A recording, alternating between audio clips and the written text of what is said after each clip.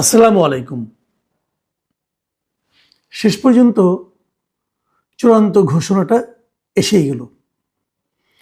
আজ রবিবার বিকেলে জাতীয় প্রেস ক্লাবে একটা জরুরি সংবাদ সম্মেলন করে জামায়াতের আমির শফিকুর রহমান ঘোষণা দিয়েছেন যে তারা এখন, আগে 8টা দল ছিলেন একসঙ্গে নির্বাচনী সমঝোতায়, এখন সেখানে আরও 2টি দল যুক্ত হয়েছে। সেই দল দুটি হলো জাতীয় নাগরিক পার্টি মানে এনসিপি এবং কর্নেল অলি আহমেদের নেতৃত্বাধীন এলডিপি। এই দুটি পার্টি মিলে এখন তারা 10 দলের একটা নির্বাচনী জোট করলো এবং জোটে কে কয়টা আসন পাবে না পাবে এগুলো নিয়ে পরে আলোচনা হবে। যতদূর জানা গেছে এনসিপিকে তারা আসন দিচ্ছে 30টার মতো। 30টা আসন নিয়ে বহুল সম্ভাবনা নিয়ে যে দলটা গঠিত হয়েছিল, তরুণ সমাজের মুখপাত্র হিসেবে যাদেরকে বিবেচনা করা হতো, আন্দোলনের সিপাহসালার হিসেবে যারা নিজেদেরকে দাবি করত, সেই এনসিপি জামাতের কাছ থেকে 30টা আসন পেয়ে জামাতের সঙ্গে নির্বাচনী জোট করছে। এর অর্থ হলো তারা যে 30টা জায়গায় নির্বাচন করবে, সেই 30 জায়গায় জামাত, ইসলামী আন্দোলন অথবা এই জোটের অন্য 9 দলের কোনো প্রার্থী থাকবে না। আর বাকি যে 270টা আসন আছে সেই আসনগুলোতে এনসিপির কোনো প্রার্থী থাকবে না। এনসিপি তাদের জোটের প্রার্থীদের পক্ষে কাজ করবে, এনসিপির লোকজন, এবং এনসিপির 30টা আসনে জামাত এবং অন্যরা যদি তাদের সেখানে অবস্থান থাকে তারাও তার জন্য ফাইট করবে। এই হলো নির্বাচনী ঐক্যের মূল ভিত্তিটা। এখন সেই ঐক্যের ফলাফল কি হবে, সামনের দিনগুলিতে কেমন হবে নির্বাচন, 30টার মধ্য থেকে এনসিপি কয়টা আসনে জিততে পারে কি জিততে পারে না, এগুলো নিয়ে বিস্তর আলোচনা কিন্তু এখন সামনের দিনগুলিতে আমরা দেখব, আলোচনা হবে। কিন্তু এর মধ্যে যে ঘটনাটা ঘটতে শুরু করেছে সেটা হলো এনসিপি ভাঙতে শুরু করেছে। এনসিপি থেকে এরই মধ্যে তাদের খুবই শীর্ষস্থানীয় কয়েকজন পদত্যাগ করেছেন এবং সেই পদত্যাগগুলি চোখে পড়ে কেন, এনসিপির যে মুখ ছিল, যারা যে লোকগুলিকে এনসিপির মুখ হিসাবে বিবেচনা করা হতো, ফেস হিসেবে বিবেচনা করা হতো, সেরকম একাধিক লিডার কিন্তু অলরেডি পদত্যাগ করেছেন। আমরা এনসিপির মুখ বলতে আপনারা কাকে বুঝেন বলুন?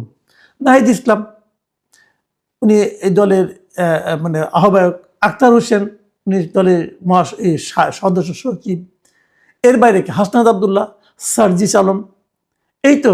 তার বাইরে কে আরেকজন খুব পরিচিত মুখ, ডাক্তার তাসনিম জারা, তারপরে হলো আবার তাজনুভা জাবিন, উনিও কিন্তু খুবই একটা পরিচিত মুখ। আরেকজনকে সামান্তা শারমিন, এও বেশ পরিচিত মুখ। এই যে লোকগুলো, এদের মধ্যে কিন্তু তাসনিম জারা পদত্যাগ করেছেন শনিবার দিন এবং পদত্যাগ করে বলেছেন উনি এই দলের সঙ্গে আর নাই, এবং ওনাকে যে মনোনয়ন দেওয়া হচ্ছে যে আসন থেকে, সেই আসন থেকেই নির্বাচন করবেন এবং স্বতন্ত্রভাবে করবেন।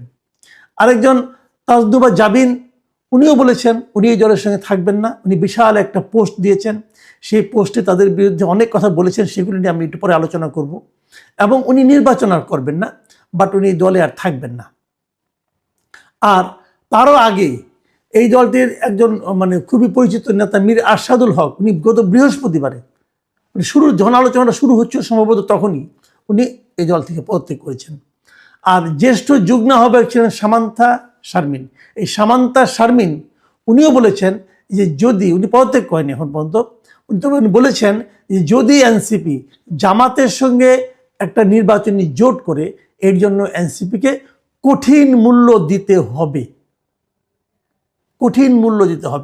এবং তারপর তারা নিজেদের বক্তব্যগুলো, নিজেদের এই যুক্তিগুলো তারা নানাভাবে জাস্টিফাই করেছেন।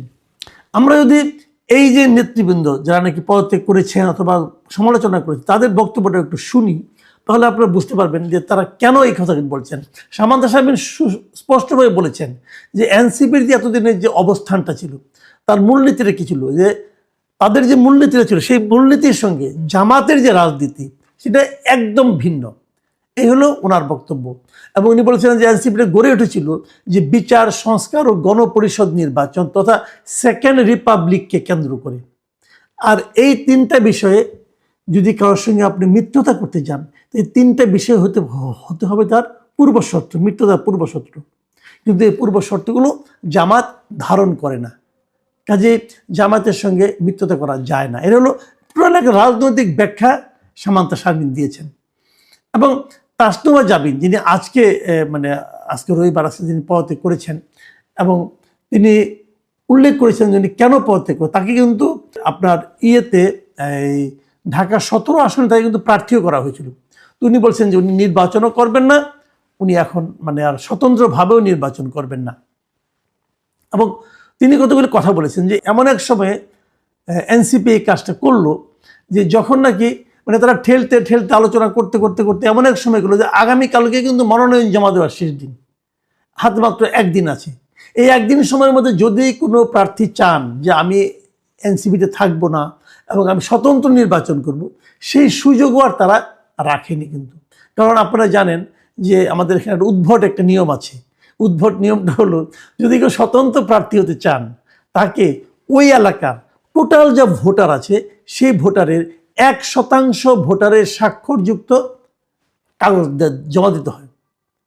1% লোক বলবে যে আমি এই ভদ্রলোককে অথবা এই প্রার্থীকে ভোট দিতে চাই অথবা এই প্রার্থীর ভোটার হওয়া উচিত। এই 1% লোকের স্বাক্ষরযুক্ত কাগজ জমা দেওয়ার পরেই কেবলমাত্র তিনি স্বতন্ত্র প্রার্থী হতে পারবেন। এটা হলো নিয়ম। বর্তমানে নিয়মটা খুবই উদ্ভট এবং খুবই বাজে একটা নিয়ম। এই নিয়মটা শেখ হাসিনারা বলেছিল, আমাদের এই সরকার শেখ হাসিনা বিরোধী সরকার মহা আনন্দে সেই অসম্ভব খারাপ নিয়মটাকে বুকে তুলে নিয়েছে এবং তাকে সেই আইনটা এখন প্রয়োগ করতে হচ্ছে। এবং এটা এই জন্যই তাসনুভা জাবিন বলেছেন যে আপনারা এটাকে ঠেলতে ঠেলতে এমন একটা জায়গায় নিয়ে এসেছেন যে যখন নাকি আর কেউ স্বতন্ত্র প্রার্থী হতে পারবে না। এই জিনিসটা কিন্তু ডক্টর তাসনিম যারা উনি যেহেতু একদিন আগে করেছেন পদত্যাগ, তো উনি কিন্তু এই জন্যই এটার জন্য তো উনি ঘোষণা দিয়েছেন যে উনি একদিনের মধ্যে সংগ্রহ করতে পারবেন। আমি যদ্দূর জানি এরই মধ্যে তাসনিম যারা তার পক্ষে স্বতন্ত্র প্রার্থী হিসেবে দাঁড়ানোর পক্ষে স্বাক্ষর সংগ্রহ শুরু করেছেন এবং মোটামুটি বোধহয় অর্ধেকেরও বেশি ওনার সংগ্রহ হয়ে গেছে। এবং এটাও হতে পারে আজ রাত 10টা পর্যন্ত চলবে, ততক্ষণে ওনার স্বাক্ষর সংগ্রহ সম্পন্ন হতে পারে। তারপর আগামীকালকে সে একটা সময় পাবে দুপুর 12টা পর্যন্ত। যা হোক, এখন তাসনুভা জাবিন যে কথাগুলি বলেছেন সে কথাগুলো আমি কিন্তু আসলে একদম উড়িয়ে দিতে পারি। আমার কাছে খুব ওটা লম্বা স্ট্যাটাস পোস্ট সব তো আর পড়া যায় না, তবে যতটুকু আমি দেখেছি আমার কাছে এটা কিন্তু খুবই গুরুত্বপূর্ণ মনে হয়েছে। এবং উনি যে প্রশ্নটা করেছেন যে আপনি এরকম একটা বড় সিদ্ধান্ত নিলেন, কোনো আলাপ করলেন না, আলাপ না করে আপনি সিদ্ধান্ত নিলেন সবার সঙ্গে এককভাবে, এটা আসলে ঠিক হয়নি। কিন্তু আলাপ একদম হয়নি আমি কিন্তু তাও মনে করি না। কেন আপনারা জানেন যে ওদের সেন্ট্রাল কমিটিতে 214 জন মেম্বার আছে এনসিপি। 214 জন মেম্বারের মধ্যে এই জামাতের সঙ্গে যাওয়া না যাওয়া নিয়ে যে ভোটাভুটি হয়েছে সেখানে 184 জন সদস্য তারা বলেছে তারা জামাতের সঙ্গে যাওয়ার পক্ষে, আর 34 জন বলেছিল যে তারা জামাতের সঙ্গে যেতে চায় না। কাজে সংখ্যাগরিষ্ঠের মতের উপর ভিত্তি করেই কিন্তু তারা এই সিদ্ধান্তটা নিয়েছেন। এখন সংখ্যাগরিষ্ঠ সিদ্ধান্ত নেওয়ার মাধ্যমে কি বোঝা গেল যে আসলে এনসিপির পলিটিক্সটাই এরকম। তারা এটাই করতে চেয়েছিল। এতদিন তারা যে সমস্ত কথাবার্তা বলেছে তার অধিকাংশই ছিল নাটক। এতদিন তারা কি বলেছে, তারা একটা মধ্যপন্থা দল হিসেবে নিজেদেরকে আবির্ভূত করার চেষ্টা করেছে, বলাবলি করেছে তারা একটা গণতান্ত্রিক মধ্যপন্থা টাইপের দল, চরম ডানপন্থী নয়, এগুলো তারা বলেছে। কিন্তু তাদের এই কাজটা কিন্তু সেই তাদের বক্তব্যটাকে ঠিক সেভাবে সমর্থন করে না। এখন হয়তো ওনারা বলবেন যে এটা আমরা নির্বাচনকে সামনে রেখে করেছি, আমরা নির্বাচনী বৈতরণী পার হতে চাই এই জন্য করেছি। কিন্তু আসলে কি তাই? জামাতের সঙ্গে তাদের এই জোট কি তাদের নির্বাচনী বৈতরণী পার হওয়ার ক্ষেত্রে কোনো ধরনের সহায়তা করবে? আমি ব্যক্তিগতভাবে এতে খুব একটা আশাবাদী নই। আমি মনে করি না যে জামাতের এমন ভোট আছে, জামাত কোন সিটগুলো এদেরকে দেবে একবার ভাবুন। যেগুলোতে জামাতের খুব সম্ভাবনাময় আসন সেগুলো কি জামাত ওদেরকে অফার করবে? আমার তো মনে হয় না। যেখানে সম্ভাবনাময় নয় জামাতের অবস্থান সেখানে এদেরকে জামাত সমর্থন করলেই কি আর না করলেই কি, এতে কি এনসিপি খুব বেশি একটা আসন পেয়ে যাবে? আমার সেটাও মনে হয় না। মাঝখান থেকে কি হলো, আসন গেল, মাঝখান থেকে দলটার ইজ্জত গেল। যদি তারা এটাকে ইজ্জত বলে মনে করে, আমি অনেকদিন আগে বলেছিলাম একবার জামাত এই এনসিপির অনেক নেতারা দুঃখিত হয়েছিলেন, আমার স্পষ্ট মনে আছে। আমার সঙ্গে একবার একটা টেলিভিশন টকশোতে বলেছিলাম যে এনসিপির চূড়ান্ত পরিণতি কি হতে যাচ্ছে। যে ভদ্রলোক এখানে ছিলেন এনসিপি, তাকে আমি খুব পছন্দ করি পার্সোনালি, খুবই সোবার টাইপের লোক। এবং আমি দেখলাম যে 34 জন এটা বিরোধিতা করছে তাদের মধ্যে উনিও আছেন। উনিও যখন বুঝবেন, আমি বলেছিলাম জামাত এই এনসিপির অবস্থান হবে আগামীতে। একসময় বাংলাদেশে একটা ফ্রিডম পার্টি হয়েছিল। ফ্রিডম পার্টি যখন হয়েছিল আপনার 75-এর পর, কর্নেল রশিদ ফারুক রশিদ এরা ছিল এটা প্রধান ব্যক্তি। সেই ফ্রিডম পার্টি কিন্তু আওয়ামী লীগের বিরোধিতা করে গড়ে উঠেছিল এবং আওয়ামী লীগকে তারা ধ্বংস করে দেবে, আওয়ামী লীগকে শেষ করে দেবে, আওয়ামী লীগের অফিসে বোমা মারা, এই সমস্ত কাজ তারা অনেক করতো এবং তখন খুব দাপটের সঙ্গে তারা ছিল। সেই ফ্রিডম পার্টি কিন্তু এখন হারিয়ে গেছে। তো আমি বলেছিলাম যে এনসিপির অবস্থা সেই ফ্রিডম পার্টির মতো হবে একদিন। এটা যখন বলেছিলাম তখন এনসিপি বেশ দাপটের সঙ্গে ছিল। তো ওই এনসিপির ওই লোকটা খুবই ভদ্রলোক আমাকে বলেছিল, ভাই আপনি এনসিপিকে এত আন্ডারমাইন করলেন। তাই আমি বললাম আমি করি নাই, আমি যা বুঝি, যতটুকু দেখেছি, আমার যে অভিজ্ঞতা, সেই আলোকে আমি কথাটা বললাম, আপনি মিলাই নিয়েন।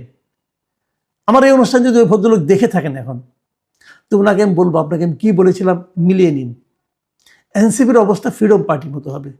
ফ্রিডম পার্টি তাও তো 10-15 বছর টিকে ছিল। এই পার্টি কয়দিন টিকবে আপনারা দেখে নিন। কারণ এনসিপির সামনে কিন্তু একটা ভবিষ্যৎ ছিল। আমি নিজে এনসিপি একজন শীর্ষস্থানীয় নেতার সঙ্গে একবার আমার কথা হয়েছিল। উনি আমাকে জিজ্ঞাসা করেছিলেন ওনাদের কী করা উচিত। তখন তাদের সঙ্গে বিএনপির একটা আলোচনা চলছিল। ওদেরকে আমি বলেছিলাম যে আপনারা যদি বিএনপির সঙ্গে যান 2-1টা আসন পাবেন, কিন্তু দল শেষ হয়ে যাবে, এই দলকে আর ফেরত পাবেন না। আর যদি জামাতের সঙ্গে যান তাহলে তো তার চেয়ে একটু বেশি আসন পাবেন, কিন্তু আপনাদের রাজনীতি শেষ হয়ে যাবে। দল হয়তো থাকবে কিন্তু রাজনীতি থাকবে না।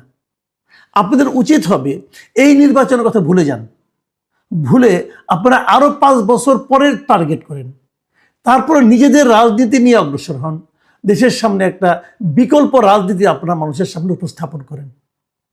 আমার এখন মনে হয় আমার এই পরামর্শটাও ভুল ছিল। এই কারণে ভুল ছিল, তারা জামাতের সঙ্গে যাচ্ছে এবং তাদের রাজনীতিটা শেষ করে দিতে যাচ্ছে। 2-1টা আসন পাবে কিনা আমি জানি না, কিন্তু রাজনীতি আর থাকবে না। কিন্তু আমি যেটা বলেছিলাম সেটা ভুল ছিল এই কারণে যে যদি তারা একা একা থাকতো তারা তো এই লোকগুলোই থাকতো। আসলে তো তাদের কোনো রাজনীতিই নাই, তাদের তো কোনো রাজনীতিই নাই, একটা রাজনীতিহীন একটা দল ছিল এটা। আমরা ভেবেছিলাম যে এদের মধ্যে একটা রাজনীতি আছে, আমাদের ভাবনাটাই ভুল। আসলে ওনাদের কোনো রাজনীতি নাই, ওনাদের কোনো শর্টকাট পথে কিভাবে কিছু একটা পাওয়া যায়। এই যে 30টা আসন পাবে, এই 30 জন চাচ্ছে আমি কিভাবে সুবিধা পেতে পারি। সমস্যাটা হয়েছে কোথায়? আন্দোলনের পর সরকার পতন, আওয়ামী লীগ সরকারের পতনের পর এনসিপি হঠাৎ করে সরকারি দলে পরিণত হয়ে গিয়েছিল এবং সরকারের বিভিন্ন সুযোগ সুবিধারা পেয়েছিল। কেউ উপদেষ্টা হয়েছিল, কেউ উপদেষ্টা হয়নি কিন্তু মন্ত্রণালয়ের গুরুত্বপূর্ণ অবস্থান পেয়েছিল। আবার কেউ কেউ বিভিন্ন জায়গায় প্রভাব বিস্তার করত, তদবির বাণিজ্যে লিপ্ত হয়ে গিয়েছিল। এনসিপি নানা ধরনের অর্থনৈতিক সামাজিক সুযোগ সুবিধা পাওয়া শুরু করেছিল। সেই প্রাপ্ত সুযোগ সুবিধার যে আনন্দ, যে আরাম, যে সুবিধা, সেটা ভোগ করতে করতে তারা ওখান থেকে বের হতে পারছিল না। এই জন্য তারা শর্টকাট পথ খুঁজছিল যে কিভাবে আরও বেশি সুবিধা পাওয়া যায়। এখন তাদের শর্টকাট পথ হলো আমরা অন্তপক্ষে বিরোধী দলে তো থাকবো, বিরোধী দলে থাকলে তাদের একটা সুবিধা হবে, তারা তদবির বাণিজ্য করতে পারবে। অনেকে অবশ্য এমন কথাও বলেন যে এনসিপির আসলে না যেয়ে কোনো উপায় ছিল না। তাদের যুক্তিটা হলো যদি এনসিপি জামাতের সঙ্গে না যেত তাদের কার সঙ্গে যাবে? এনসিপি একা একা সার্ভাইভ করা যাবে না। কেন যাবে না একটু পরে বলছি। ওনাদের বক্তব্য ছিল যদি বিএনপির সঙ্গে যায় তাহলে সরকারি দল হতে পারতো, যদি জামাতের সঙ্গে যায় তাহলে বিরোধী দল হতে পারবে। এটা তারা এই কারণে চাচ্ছে, তারা মনে করে যে তাদের সংখ্যা এত কম যে আগামীতে যদি যখন রেগুলার পলিটিক্যাল গভর্নমেন্ট আসবে, সেটা জামাতি আসুক আর বিএনপি আসুক, যারাই আসুক, তারা তো আর এই বর্তমানে যে অন্তর্বর্তী সরকার আছে এদের মতো করে এত আন্তরিকভাবে এনসিপিকে প্রোটেকশনটা দেবে না। তখন যদি প্রোটেকশন এনসিপি না পায়, সারা দেশে যে আওয়ামী লীগের নেতাকর্মী আছে তাদের চাপ এই একটা এতিম এনসিপি কিভাবে সহ্য করবে? খুব ভ্যালিড পয়েন্ট। কিন্তু তারা মানে আত্মরক্ষার জন্যই তারা আসলে জামাতের সঙ্গে গিয়েছে, কিন্তু সেটা কি আসলে বাস্তবে সম্ভব হবে? কতটুকু হবে? জামাতেরও কি সেই অ্যাবিলিটি থাকবে যদি তারা বিরোধী দলে থাকে? তাদের কি সেই অ্যাবিলিটি থাকবে যে প্রচণ্ড চাপকে, আওয়ামী লীগের যে বিশাল দল, সারা দেশে এদের যে জনসমর্থন এবং সারা দেশে এদের যে কর্মী বাহিনী আছে, আপনার কয়জনকে জেলে ঢুকাছেন? কয়জনকে দেশ ছাড়া করতে পারছেন? কয়জন দেশ ছেড়ে পালিয়েছে? সব যোগ করেন আপনি, 1 লাখ হবে না, 1 লাখ হবে না। অথবা 2 লাখ ধরলাম 1 লাখ, 2 লাখ। আওয়ামী লীগের সমর্থকের সংখ্যা তো কোটি ছাড়িয়ে, সে সংখ্যা কি হবে? এগুলো কিছুই করতে হতো না যদি এনসিপি প্রকৃতপক্ষে রাজনীতিটা করত, যদি এনসিপি মানুষের মধ্যে প্রতিহিংসা ছড়িয়ে দেওয়ার চেষ্টা না করত, যদি এনসিপি শর্টকাট পথে বিপুল অর্থ উপার্জনের চেষ্টা না করত। আপনারা দেখবেন এনসিপি সেই সুবিধাবাদী লোকগুলিকে আপনারা চিনেন, আপনারা দেখবেন নির্বাচনের আগে আগে ঠিক তারা দেশ ছেড়ে পালিয়ে যাবে। আমি দাবি করব, আমি প্রশাসনকে বলবো, আমি এই সরকারকে বলবো, অথবা যারা আগামীতে সরকার আসবেন তাদেরকেও বলবো, দেশ ত্যাগ কাউকে করতে দিবেন না। কড়াই গন্ডায় হিসাব নিয়ে তারপর তারা দেশ ত্যাগ করবে, এর আগে নয়। একজন ছাত্র, যার ছাত্রত্ব শেষ হয়নি, সে হঠাৎ করে কি করে যে নাকি একটা সরকারি চাকরির জন্য আন্দোলন করেছে, সে কি করে কোটি কোটি টাকার মালিক হয়, তার হিসাব দিয়ে তারপর তারা দেশ ত্যাগ করবে। প্রিয় দর্শক, আলোচনাটা শেষ করবো এভাবে, একটু ফানি মনে হবে, বাট এটাও একটা ভ্যালিড পয়েন্ট। এটা নিয়ে পরবর্তী সময়ে আমি একটা কথা বলবো। সেটা হলো, তাসনুভা জাবিন বলেছেন যে উনিও কিন্তু ক্রাউড ফান্ডিং করেছিলেন, অনেক টাকা সংগ্রহ করেছিলেন বিভিন্ন জনের কাছ থেকে, বিকাশের মাধ্যমে, অথবা ব্যাংকে, বিকাশের মাধ্যমে বেশি হয়েছে। যেহেতু উনি নির্বাচন করবেন না, উনি টাকাগুলো ফেরত দিবেন। আবার তাসনিম যারা বলেছেন যে উনি যেহেতু স্বতন্ত্র নির্বাচন করবেন, যদি যারা ওনাকে টাকা দিয়েছেন, প্রায় 47 লাখ টাকা কিন্তু ওনার উঠেছে, উনি বলেছেন যে যারা আমাকে টাকা দিয়েছেন বিভিন্নভাবে, যেহেতু আপনি যখন দিয়েছেন তখন আপনি জানতেন আমি এনসিপির প্রার্থী, এখন তো আমি এনসিপি করবো না, আমি স্বতন্ত্র করবো। কাজে যদি কেউ আমার এই অবস্থানটাকে সমর্থন না করেন, তারা বলবেন তাদের টাকাটা আমি ফেরত দেব। তাহলে দুদিক থেকে কিন্তু টাকাটা ফেরত যাবে। কিভাবে ফেরত যাবে, ফেরত যাওয়া কতটুকু সম্ভব সেটা জানি না, হয়তো তারা ফেরত দিবেন, যেহেতু তারা বলেছেন তারা নিশ্চয়ই ফেরত দিবেন। প্রশ্ন হচ্ছে, ফেরত যখন দিবেন লাভটা হবে কাজ জানেন? লাভটা হবে বিকাশের। বিকাশের লাভটা কী হবে সেটা বলি। আপনি যখন কাউকে ফান্ড ট্রান্সফার করেন বিকাশের মাধ্যমে, দেখবেন প্রতিবার ট্রান্সফার করতে গেলে আপনার কাছ থেকে 10 টাকা করে তারা কেটে নেয়। আপনি যদি 200 টাকা ট্রান্সফার করেন, তার ট্রান্সফার ফি হিসেবে 10 টাকা কেটে নেয়। এই 10 টাকা তারা কীভাবে কাটে, কেন কাটে, আমি এখনও জানি না। আমি অনেকে জিজ্ঞাসা করেছি, তারা আমাকে বলতে পারে নাই। নগদ করবেন, নগদের মাধ্যমে ট্রান্সফার করবেন, কোনো টাকা লাগবে না আপনার, কিন্তু বিকাশের মাধ্যমে করলে 10 টাকা লাগবে। কেমন লাগবে? তার মানে যদি 1000 লোক করে থাকে, 10,000 টাকা কিন্তু বিকাশ পেয়ে যাচ্ছে। এভাবে বিকাশে বেশ ভালো একটা ইনকাম হবে। যাই হোক, এটা আমি একটা সাইড টক করলাম, কিন্তু এটা খুব গুরুত্বপূর্ণ। আমি এর পরবর্তীতে আমি বিকাশের এই কাজটা নিয়ে, এই যে তাদের আচরণটা নিয়ে আমি আলাদা একটা এপিসোড করব ইনশাল্লাহ। আমি যে কথাটা বলে শেষ করব, এটা হলো, যার জন্য আমার মায়া লাগছে, সেটা হলো বীর মুক্তিযোদ্ধা অলি আহমেদের কথা ভাবছি আমি। বীর মুক্তিযোদ্ধা অলি আহমেদ খেতাবপ্রাপ্ত মুক্তিযোদ্ধা, কিন্তু এই লোক এখন বীর বিক্রমে জামায়াতের সঙ্গে নির্বাচনী জোট করছেন। যখন বিএনপিতে উনি ছিলেন তখন বলা হতো যে বিএনপির যে মুক্তিযুদ্ধের পক্ষের যে অংশটাকে লিড করতেন এই অলি আহমেদ, এই সাদেক হোসেন খোকা, এই মেজর হাফিজ, এরা ছিলেন মুক্তিযোদ্ধা। সেই লোকগুলি এখন কোথায় কি হবে? খোকা সাহেব তো মারাই গেছেন, আর অলি আহমেদ সাহেব বিএনপি ত্যাগ করেছেন, এখন আবার জামাতের কলেজে উঠছেন। কি দুর্ভাগ্য! রাজনীতি মানুষকে কতটা নিচে নামাতে পারে, এটা অলি আহমেদ সাহেবের এই অবস্থান দেখে বোঝা যায়। প্রিয় দর্শক, আমি জানি না এরপর আপনারা রাজনীতিকে ভালোবাসতে শুরু করবেন কিনা, নাকি রাজনীতির প্রতি আপনাদের ঘৃণাই বাড়তে থাকবে।